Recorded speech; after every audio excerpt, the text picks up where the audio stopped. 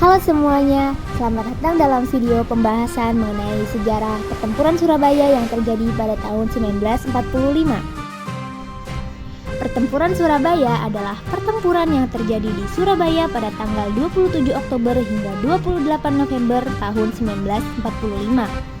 Pertempuran ini melibatkan antara pasukan Association Force Netherlands East Indies atau AFNI dan Netherlands Indies Civil Administration atau NICA melawan tentara dan penduduk sipil Indonesia di Surabaya. Pada awalnya, pasukan AFNI hanya bertugas untuk melucuti senjata pasukan Jepang yang menetap di Indonesia dan mengirimkan mereka untuk pulang ke negerinya. Namun, ternyata AFNI bekerja sama dengan NICA untuk mengembalikan pemerintahan Belanda di Indonesia. Salah satu pemicu terjadinya pertempuran Surabaya adalah pengibaran bendera Belanda di Hotel Yamato yang berada di Surabaya yang dilakukan oleh Mr. Plugman dan beberapa orang Belanda lainnya. Pada saat itu, sejak September 1945, pemerintah Indonesia mewajibkan pengibaran bendera merah putih pada setiap harinya di seluruh penjuru Indonesia. Pengibaran bendera Belanda oleh Mr. Plugman membuat para pemuda Indonesia marah karena dianggap telah melecehkan gerakan pengibaran bendera merah putih yang berlangsung di Surabaya. Para pemuda pun melakukan perundingan dengan pihak Belanda pada 27 Oktober 1945 yang berakhir dengan kericuhan karena Mr. Plugman yang menjadi perwakilan Belanda mengeluarkan senjata api. Kericuhan ini pun menewaskan Mr. Plugman oleh seorang pemuda bernama Sidik di depan Hotel Yamato. Pada kericuhan ini juga terjadi aksi perobekan bendera Belanda yang berwarna merah, putih, biru menjadi merah putih oleh para pemuda. 2 hari setelah kericuhan tersebut, yakni pada 29 Oktober 1945, kedua belah pihak melakukan gencatan senjata. Namun hal ini diingkari oleh keduanya dan terjadilah adu bentrok lagi. Pada pertempuran ini pun menewaskan Brigadir Jenderal Albertine Malaby, yakni perwira tertinggi Inggris yang kemudian digantikan oleh Jenderal Robert Mensah.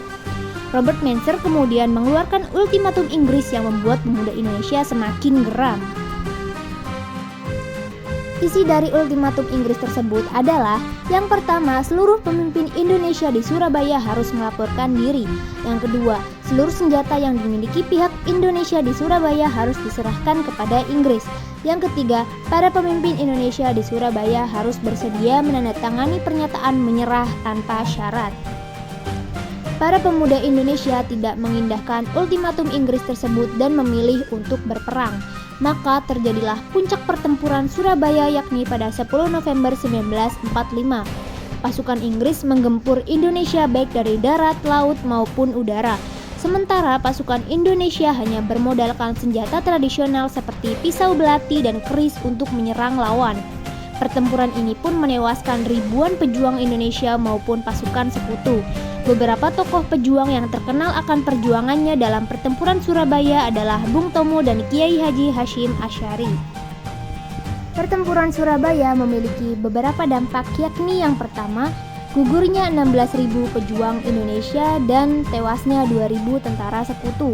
Yang kedua, pertempuran ini menggerakkan berbagai perlawanan rakyat di Indonesia. Dan yang terakhir, puncak pertempuran Surabaya yakni pada tanggal 10 November diperingati sebagai Hari Pahlawan. Terima kasih telah menonton video pertempuran Surabaya ini sampai habis. Semoga kita dapat lebih menghargai jasa-jasa pahlawan yang telah memperjuangkan kemerdekaan Indonesia hingga saat ini. Sampai jumpa di video berikutnya ya.